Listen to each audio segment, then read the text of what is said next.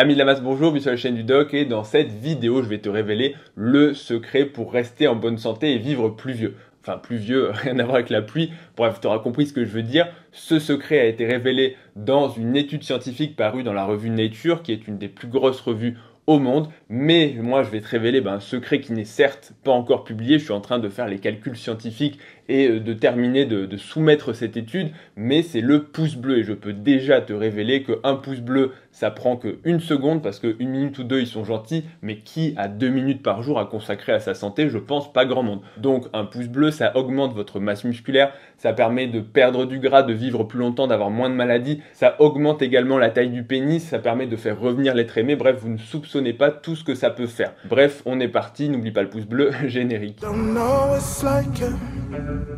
I've been on the side too long, don't know my pain's a nightmare. Devil on my back, fuck that and overdose. Salut, c'est Paul Mathieu. Alors, petit message pour tous ceux qui ont plus que 1 minute pour faire du sport, retrouve-moi sur Instagram où il y a un concours pour gagner 2 mois d'abonnement dans une salle de sport. À bientôt. Bon, je pense que je ne serai pas le premier à commenter cette étude puisque elle vient d'être publiée donc dans une des plus grosses revues scientifiques et surtout la conclusion, c'est typiquement le genre de titre que peuvent utiliser les médias mainstream, à raison, puisque je vais utiliser moi aussi ce genre de titre. De l'activité physique 1 à 2 minutes par jour peuvent suffire pour avoir des bénéfices sur la santé, que ce soit la diminution de la mortalité, donc vivre plus longtemps, vivre en meilleure santé avec moins de maladies cardiovasculaires, moins de cancer, et tout ça en quelques minutes par jour seulement. Jusque là on peut se dire ok, ce sont des titres putaclic, sur YouTube.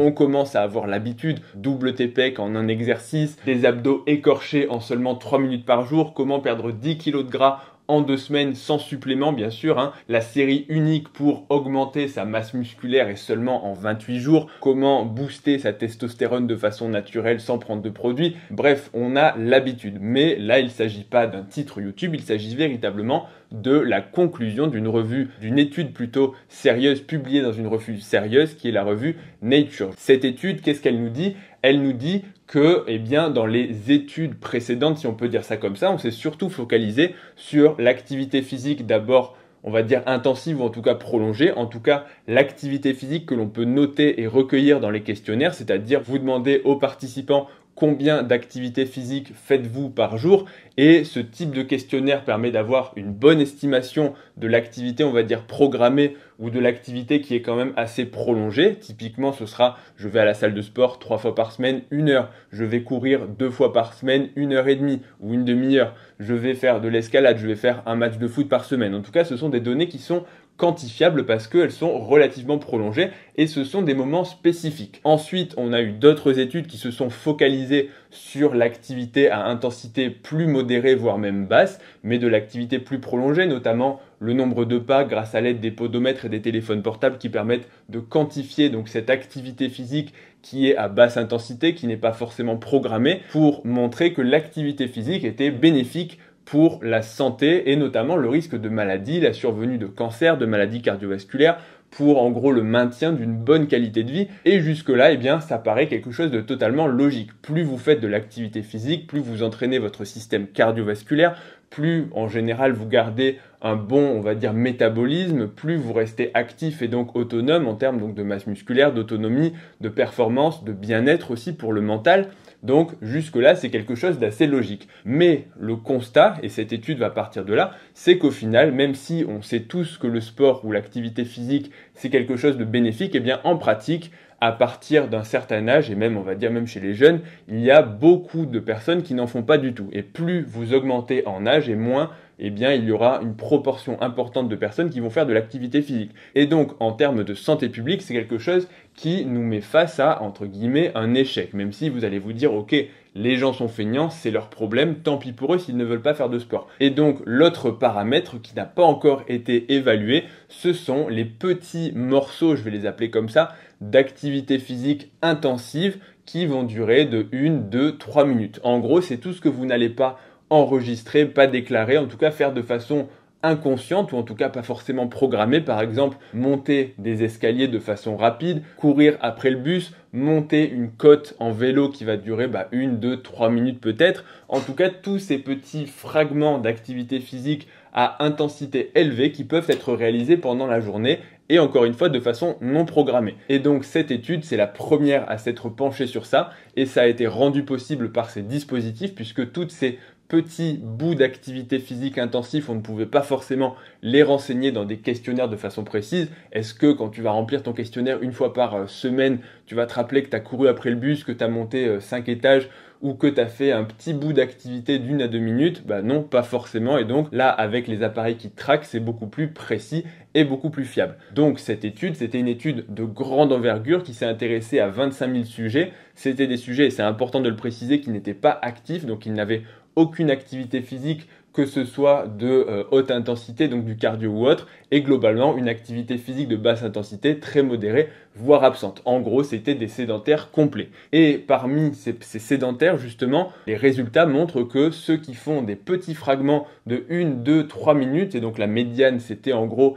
4 à 5 minutes, donc c'est-à-dire assez peu, dans une journée, 5 minutes d'activité physique intensive mis bout à bout, eh bien, avaient une réduction de la mortalité, une réduction des cancers et une réduction des maladies cardiovasculaires qui était significative, donc c'est-à-dire c'était pas le biais du hasard, mais surtout qui était importante. Et donc les chiffres, je crois, c'était de l'ordre de 30 à 40% en comparaison avec les sédentaires qui ne faisaient rien du tout et même pas ces petits bouts d'activité physique de 1 minute. Donc c'est assez, on va dire, choquant puisque forcément, les gros titres et le résultat de l'étude, c'est que finalement, ces petits fragments d'activité physique de 1, 2, 3 minutes peuvent suffire à améliorer la survie, diminuer la survenue de maladies et de façon assez globale augmenter le système, la performance du système cardiovasculaire, donc entraîner le cardio, pas forcément de la même façon que l'activité, on va dire, plus prolongée dans le temps, mais en tout cas de façon significative sur tout ce qui va être mortalité et maladie. Et ça, ce sont des résultats qui sont clairement intéressants en termes de santé publique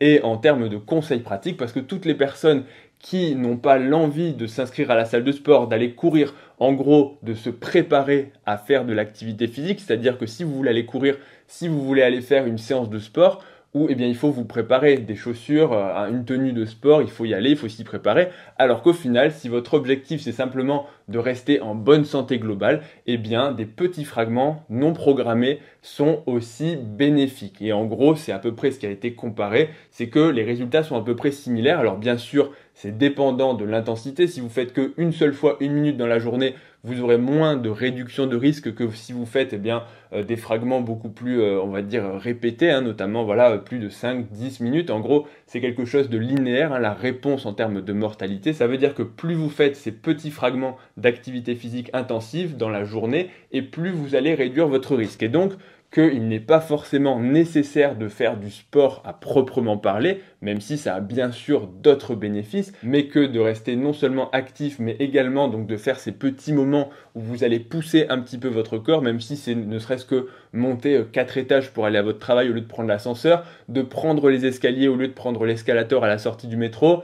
Je ne vais pas vous dire de courir après le bus parce que sinon vous allez traverser la route et vous faire écraser, donc ce ne serait pas gagnant, mais vous aurez compris, tous ces petits bouts d'activité où vous allez vous dire, là, quand même, j'ai forcé un petit peu, c'est important. Je sais que ça fera sourire toutes les personnes qui sont des sportifs d'éther, il y en a beaucoup sur cette chaîne, donc oui, pour nous, c'est sûr que quand on fait 5 ou 6 fois du sport dans la semaine, on se dit, attends, les gens, ils sont même pas capables de faire 3 minutes dans la journée, mais c'est quand même une information importante pour toutes les personnes qui sont sédentaires. Ça veut dire que toute activité physique est bonne à prendre et que parfois, il faut savoir pousser son corps et que ce sera extrêmement bénéfique. Et le dernier petit message de cette étude, c'est quand même que le résultat peut paraître un peu surprenant et un peu contre-intuitif. On peut se dire, attends, ça veut dire qu'en fait, 1 minute, ça peut suffire. Mais en vérité, le message est un peu différent. Là, on parle de mortalité, on parle de maladies cardiovasculaires.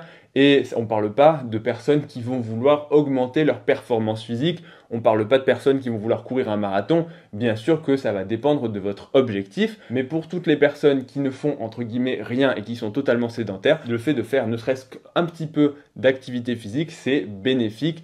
Et il ne faut pas se dire ok, ça sert à rien, je reste dans mon canapé. Non, il faut essayer de bouger au maximum et tout ce que vous allez faire dans votre journée, c'est bon à prendre. L'autre message, et il est clairement valable pour les sportifs, c'est pas parce que vous faites du sport, par exemple de la salle de sport 3-4 fois dans la semaine avec donc des entraînements en résistance que vous n'allez pas bénéficier de faire un petit peu de marche et de faire ces fragments, on va dire, ces petits bouts d'activité physique à haute intensité. En gros, c'est pas parce que tu fais ta séance de muscu 1 heure le soir que tu dois te priver de prendre les escaliers et de pousser un petit peu ton corps le reste de la journée, sauf si bien sûr tu considères que ça va entraver ta récupération et que après avoir marché ou monté des escaliers, tu ne peux plus faire ta séance jambes, ce que je respecte totalement. Donc voilà pour cette étude qui montre un résultat qui va être surprenant, qui va forcément être repris par toute la presse grand public, parce que le titre, il est tout trouvé, de l'activité physique 1 à 2 minutes par jour peut suffire à réduire la mortalité, et même ils vont titrer mieux que ça,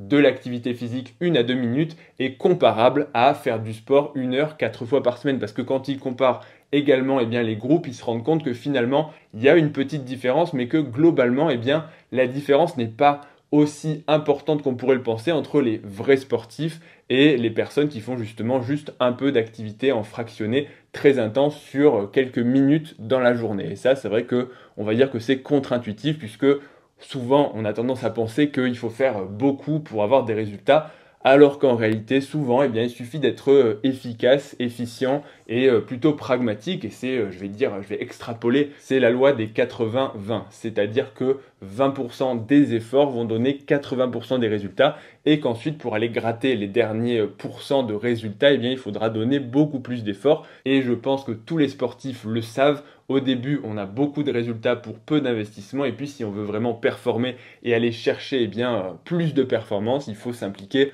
beaucoup plus. Donc le message est intéressant, et clairement c'est une étude qui, je pense, va changer un petit peu les pratiques et notamment les conseils de santé publique que vous allez entendre dans les prochaines années. Comme d'habitude, n'oubliez pas, un pouce bleu et un abonnement, ça soutient la chaîne, ça augmente votre survie, bref, je l'ai déjà dit. Vous pouvez aussi juste me faire coucou en commentaire, ça fait toujours plaisir, ou venir me faire coucou sur Instagram, ledoc.pm, ou sur TikTok, avec notamment des vidéos d'1 minute sur le sport et la santé. Pour les vidéos, c'est la même chose, 1 minute c'est aussi bien qu'une vidéo YouTube de 30 minutes. Bref, allez, c'est tout pour cette vidéo, à bientôt pour la prochaine vidéo, salut à tous.